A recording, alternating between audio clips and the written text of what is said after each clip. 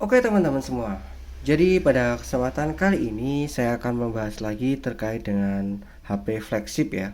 Kali ini adalah flagship mantannya dari Samsung, yaitu Samsung S7 Edge teman-teman. Jadi Samsung S7 itu ada dua versi, yang flat layarnya dan juga Edge atau layarnya lengkung ya teman-teman.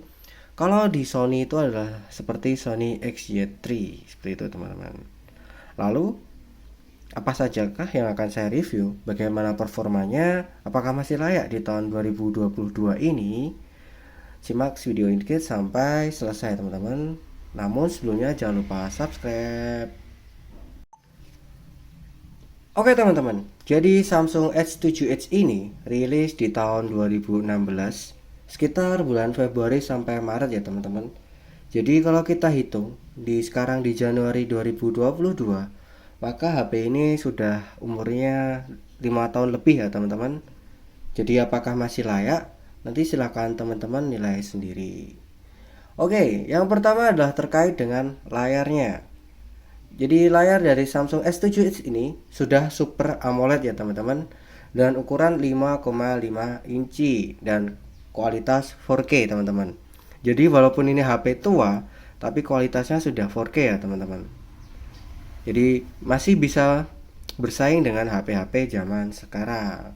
Namun perlu diingat bahwa kekurangan dari Super AMOLED Samsung itu adalah kelemahannya terkait dengan shadow maupun green screen ya teman-teman. Jadi kalau Samsung S7 ini dan teman-temannya itu sangat mudah terkena shadow. Itu adalah terkait dengan layarnya. Nah, selanjutnya adalah terkait dengan chipset yang dipakai. Jadi, untuk Samsung S7 Edge ini ada berbagai tipe ya teman-teman. Ada yang Sen Indo atau benar-benar resmi Indonesia, ada yang Jepang, ada juga yang global. Nah, untuk yang global maupun Jepang, untuk chipset yang digunakan adalah Snapdragon 820, sedangkan untuk Sein Indo, chipset yang digunakan adalah Exynos 8890 Octa. Nah, untuk kapasitas memorinya itu adalah 32 GB dan 64 GB dengan kapasitas RAM 4 GB ya teman-teman. Jadi ada berbagai macam pilihan. Oke, selanjutnya adalah terkait dengan kameranya. Jadi kamera Samsung S7 Edge ini ada di belakang ya teman-teman, dengan resolusi 12 megapiksel dengan sensor dual pixel, dan yang depan adalah 5 megapiksel, namun belum ada autofocus ya teman-teman.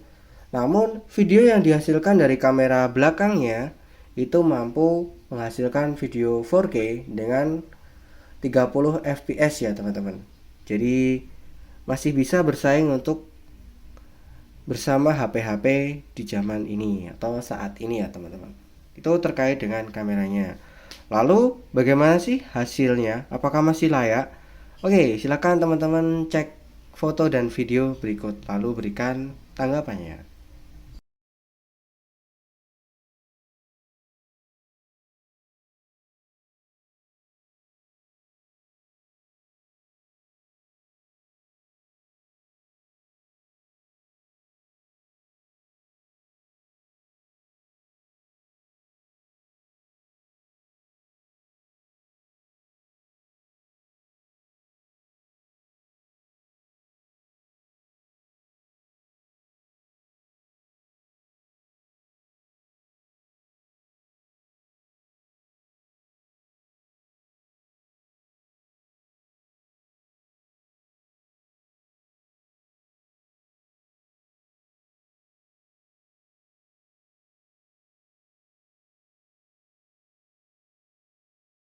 Oke, gimana teman-teman? Masih layak kan untuk dipakai di tahun ini?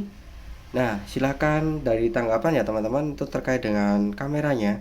Kalau menurut saya pribadi sih masih mampu bersaing ya teman-teman, walaupun dengan ukuran hanya 12 megapiksel seperti itu dan satu kamera. Nah, selanjutnya adalah terkait dengan fitur-fitur canggih yang ada di Samsung S7 Edge ini ya teman-teman. Ya, pertama adalah terkait dengan layarnya. layar yang edge ini atau melengkung di bagian samping, kita bisa menggunakan fitur edge ya teman-teman. Nah, seperti ini fungsinya. Nah, kita bisa melihat macam-macam aplikasi dari samping. Selain itu, kalau misalkan kita nggak punya penggaris ya teman-teman, nah HP ini bisa jadi penggaris loh.